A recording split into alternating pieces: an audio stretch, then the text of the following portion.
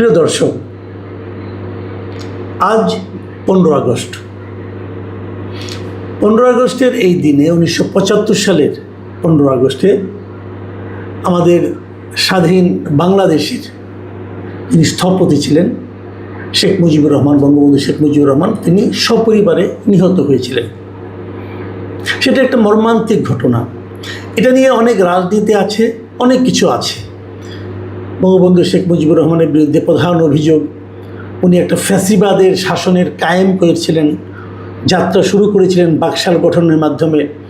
উনি দেশ স্বাধীনতার পর ঠিকভাবে দেশ চালাতে পারেননি, ওনার প্রশাসন খুবই খারাপ ছিল, দেশে দুর্ভিক্ষ হয়েছিল, এমনকি উনি মুক্তিযুদ্ধকে ঠিকমতো উপলব্ধি করতে পারেননি, কারণ উনি মুক্তিযুদ্ধের সময় পাকিস্তানের কারাগারে বন্দী ছিলেন। ওনার বিরুদ্ধে অনেকে এখন এমন অভিযোগও করেন যে উনি নাকি মুক্তিযুদ্ধ চাননি, উনি নাকি স্বাধীন বাংলাদেশও চাননি। এরকম অনেক অভিযোগ যারা মুক্তিযুদ্ধের বিরোধিতা করেছিল তারা ইদানিং বেশ করেন, এবং এগুলো নানা রকম রাজনৈতিক প্রশ্রয়ের কারণে ফুলে ফেঁপে উঠেছে, এবং অনেককে এগুলি বলতেও শোনা যায়। এগুলি বললে কোনো প্রতিবাদক কেউ করে না, এমন বাস্তবতা বর্তমানে বাংলাদেশে আছে। এগুলো নিয়ে আলোচনা করলে বিস্তর আলোচনা করা যাবে, কিন্তু তার কোনোটাই আমি যাব না। আমি কেবল কতগুলি বেসিক পয়েন্টে যাব। বেসিক পয়েন্টটা হলো এই যে আমি ধরে নিচ্ছি উনি শাসন ক্ষমতা ভালোভাবে চালাতে পারেন না, ধরে নিয়েছি না। আমি নিজেও ওই সময় ছিলাম, আমার তো তখন আমি ক্লাস 8-এ পড়ি। যেমন সেই 8-এ পড়াকালীন আমি দেখেছি যে বঙ্গবন্ধুর দুর্ভিক্ষ আমাদের সংসারের উপর দিয়ে গিয়েছে, আমরা ভীষণ কষ্টের মধ্যে ছিলাম। কাজে ওনার কুশাসনের সাক্ষী খোঁজার জন্য আমাকে দূরে যেতে হয় না, আমি নিজেই তার সাক্ষী। কিন্তু তারপরেও, এত কিছুর পরেও তার সাজা নিশ্চয়ই তার শিশুপুত্রকে পাওয়ার কথা না। তার পুরো পরিবারকে নির্মমভাবে হত্যাকাণ্ডের মাধ্যমে তার সাজা দেওয়া যেতে পারে না।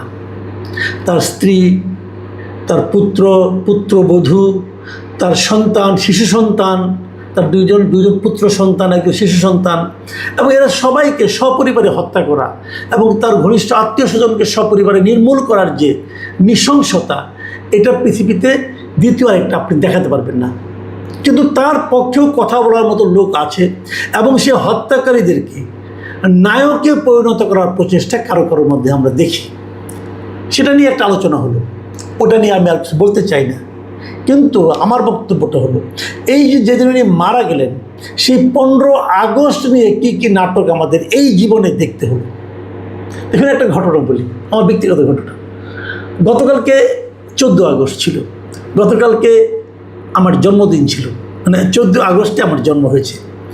তো গত 17 বছর মানে আওয়ামী লীগের আমল, পুরো আমলে, এবং আওয়ামী লীগের ওই আমলে, মানে 96 থেকে 2001, আমার অনেক বন্ধুবান্ধব আমাকে বলতো যে গুলি তো আপনার কানের কাছ দিয়ে গেছে। বললাম যে কেন? ওই যদি আর একদিন পরে আপনার জন্ম হতো তাহলে তো আপনি আপনার জন্মদিনই পালন করতে পারতেন না। দেখুন, তথ্যটা কিন্তু আসলে ভয়ঙ্কর, শুনতে হাসি বলছি আমরা। বঙ্গবন্ধুর মৃত্যু হয়েছে 15 আগস্ট। এটা অবশ্যই একটা, আমার বিবেচনায় আমি মনে করি যে আমাদের এই ভূখণ্ডে এত বড় নৃশংস ঘটনা আর কখনো ঘটেনি, এটা আমি মনে করি পার্সোনালি।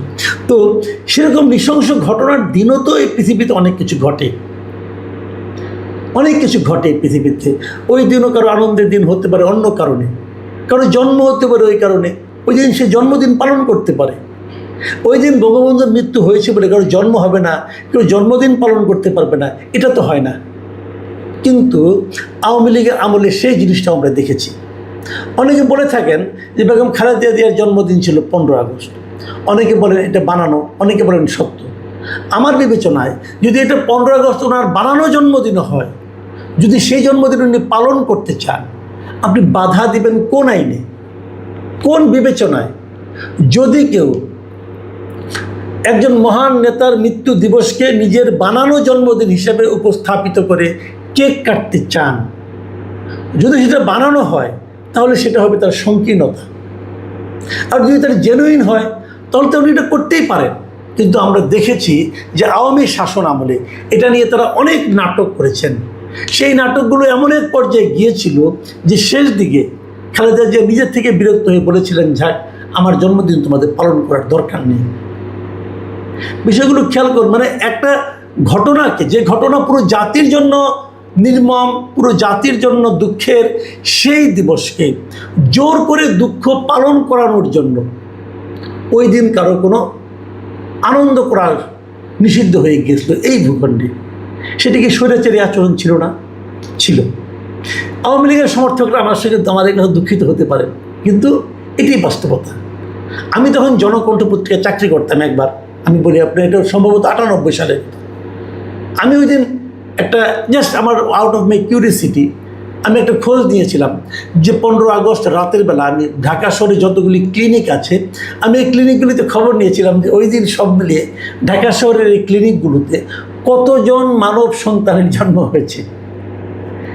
এটা প্রায় কয়েকশো ছিল। তা আমি একটা ফিগার পেয়েছিলাম এবং ওই সময় আমি একটা অদ্ভুত একটা দৃশ্য জানতে পেরেছি। সেটা হলো যে অনেক সন্তান সম্ভবা মা অথবা পিতা পরিবার তারা বলেছিল যে 15 তারিখে যদি বাচ্চা জন্ম হওয়ার কথা থাকে সম্ভব হলে একদিন আগে নিয়ে আসেন, ওই দিন নিয়ে আসলে আমি বাচ্চার জন্মদিন পালন করতে পারবো না। দেখুন, এই ধরনের ঘটনাও এই দেশে ঘটেছে। তার ফলটা কি হয়েছে? ফল হয়েছে যে যখন ওই সরকারের পতন হয়েছে, যখন নতুন সরকার এসেছে, তখন 15 আগস্ট এটা একটা নিষিদ্ধ দিবসে পরিণত হয়েছে। আমরা দেখেছি, আমি যখন টেলিভিশনে চাকরি করতাম দেখতাম আগস্টের 1 তারিখ থেকে শোকের মাস এভাবে পুরো আগস্ট জুড়ে ওই টেলিভিশনের পর্দার মধ্যে একটা পপ আপ ঘুরতে থাকতো। এখন কোথায় সেই টেলিভিশনগুলি? আছে, সেই টেলিভিশনের মালিকরাও আছেন, কিন্তু এখন আর 15 আগস্টের প্রতি সেই শ্রদ্ধা কারো দেখি না। তাহলে ওই শ্রদ্ধাটা ছিল বানানো, ওই শ্রদ্ধাটা ছিল লোক দেখানো। ওই শ্রদ্ধাটা যদি লোক দেখানো হয়, এখন যে অশ্রদ্ধা দেখাচ্ছেন এটাও কি লোক দেখানো নয়? যদি আমি বলি আপনারা এটা যে এখন দেখাচ্ছেন না, তার পেছনে আপনাদের মতলব কাজ করছে, এবং সেই মতলব হলো বর্তমান সরকারকে খুশি রাখা। অন্তর্বর্তী সরকারকেও খুশি রেখেছেন, এই সরকারকেও খুশি রাখতে চাচ্ছেন। আমার প্রশ্ন, অন্তর্বর্তী সরকার ছিল একটা প্রতিহিংসাপরায়ণ সরকার আমার বিবেচনায়। তারা ওই 15 আগস্টকে, বঙ্গবন্ধুকে, সব আওয়ামী লীগকে, এদের বিরুদ্ধে এক ধরনের প্রতিহিংসামূলক আচরণ করতেন। সেই আচরণ বর্তমান সরকারের মধ্যে আমাদের দেখতে হচ্ছে কেন? এটা আমার একটা বেসিক প্রশ্ন। দেখুন, এর আগে গতবারের যে অগাস্ট মাস, 2025-এর যে অগাস্ট, সেদিন এই 32 নম্বরকে কেন্দ্র করে অনেক কিছু ঘটেছে। অন্তর্বর্তীকালীন সরকারের আমলে 32 নম্বরকে ভেঙে ফেলে মাটির সঙ্গে গুঁড়িয়ে দেওয়া হয়েছিল। কারা করেছিল? সরকার না। কারা করেছিল? কতগুলো দুষ্কৃতকারী করেছিল। তাদেরকে থামানোর চেষ্টা সরকার করেনি, সরকার সেটা হতে দিয়েছে। এবং আমি তো মনে করি সরকারের প্রশ্রয় কেবল নয়, সরকারের সহযোগিতা সেটা সম্ভব হয়েছিল। তা না হলে সেখানে ওই বুলডোজার কে এনেছিল? সরকারই বুলডোজার সাপ্লাই দিয়েছিল বলে আমার ধারণা। তো সেটাকে ভেঙে দেওয়া হলো। এবার আমরা কি দেখলাম? এবার আমরা দেখলাম যে 32 নম্বরের আশেপাশে কাউকে যেতে দেওয়া হয়নি। 32 নম্বরের প্রবেশ পথের সামনে যে রাস্তাটা, সে দেখুন 32 নম্বরে কিন্তু কিচ্ছু নেই, ওটা মাটির সঙ্গে গড়িয়ে দেওয়া হয়েছে। তারপরও বঙ্গবন্ধুর অনেক ভক্ত আছেন যারা সেখানে ওনাকে স্মরণ করে সেখানে যান, যে হয়তো ফুল দিতে চেয়েছিলেন, কাউকে ঢুকতে দেওয়া হয়নি, আটকে রাখা হয়েছিল। এবং একজন গিয়েছিলেন, তাকে গ্রেপ্তার করা হয়েছে। আজকে প্রথম আলো একটা নিউজ পড়লাম যে ধানমন্ডি 32 নম্বরে শ্রদ্ধা জানাতে গিয়ে গ্রেপ্তার যুবক কারাগারে, একজন গ্রেপ্তার করা হয়েছে, তারপর তাকে কারাগারেও পাঠিয়ে দেওয়া হয়েছে। আমি নিউজটা একটু আপনাদেরকে পড়ে শোনাতে চাই। যেটা হয়েছিল, রাজধানী ধানমন্ডি 32 নম্বরে বঙ্গবন্ধুর প্রতি ফুল দিয়ে শ্রদ্ধা জানাতে এসে গ্রেপ্তার হওয়া অর্ণব দাসকে, তার বয়স 32, কারাগারে পাঠানোর আদেশ দিয়েছেন আদালত। শনিবার বিকেলে শুনানি শেষে ঢাকা মেট্রোপলিটন ম্যাজিস্ট্রেট আরিফুল ইসলামের আদালত এই আদেশ দেন। তারপরে এখানে বলা হচ্ছে যে সে কীভাবে গিয়েছিল। আজ সকাল 10টার দিকে অর্ণবকে আটক করা হয়। ওই যুবক কার্যক্রম নিষিদ্ধ যুবলীগের সক্রিয় কর্মী বলে পুলিশ দাবি করে। পুলিশ দাবি করছে, কিন্তু ওই যুবক বলছে এরকম জানা যায়নি। এই ঘটনায় ধানমন্ডি মডেল থানা উপপরিদর্শক বাবন উদ্দিন সন্ত্রাস বিরোধী আইনে মামলা করেছেন এবং অর্ণবকে গ্রেপ্তার দেখিয়েছেন। দেখুন, একটা কথা আপনি আমাকে বলুন, একজন লোক এক নেতার প্রতি, একটা রাজনীতির প্রতি তার এক ধরনের শ্রদ্ধাবোধ প্রকাশ করতে যে তিনি কিছু ফুল নিয়ে গেছেন সেখানে শ্রদ্ধা দেখাতে, এটাকে অপরাধ বিবেচনা করা হচ্ছে। এবং কেবল কী অপরাধ? এটা সন্ত্রাসী কর্মকাণ্ডের মধ্যে পড়ে এই অপরাধটা।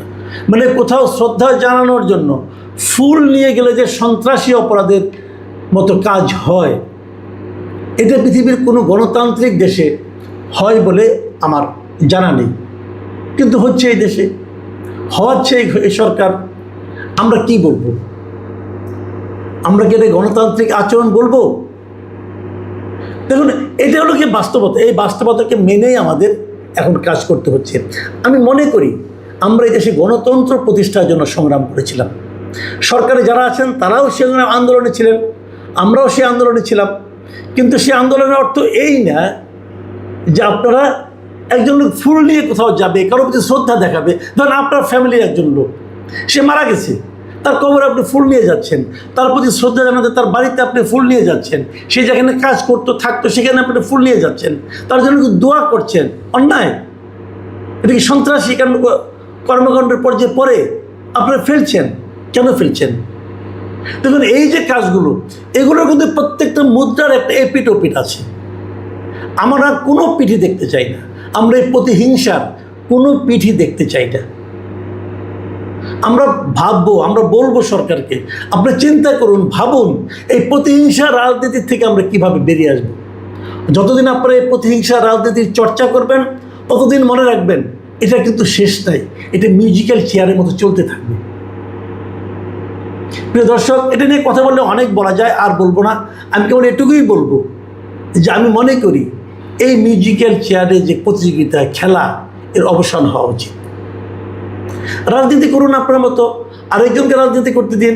জনগণ সিদ্ধান্ত নেবে কোন রাজনীতি সঠিক, কোনটা বেঠিক। আপনি যদি গায়ের জোরে একটা বন্ধ করে দেন, তাহলে ইতিহাস কি বলে? ইতিহাস বলে এই ভূখণ্ডে কোনো রাজনীতিকে গায়ের জোরে বন্ধ করে দিয়ে কোনো সুফল পাওয়া যায়নি। সেই সুফল আপনারাও পাবেন না। প্রিয় দর্শক, এখনই পর্যন্তই। আল্লাহ।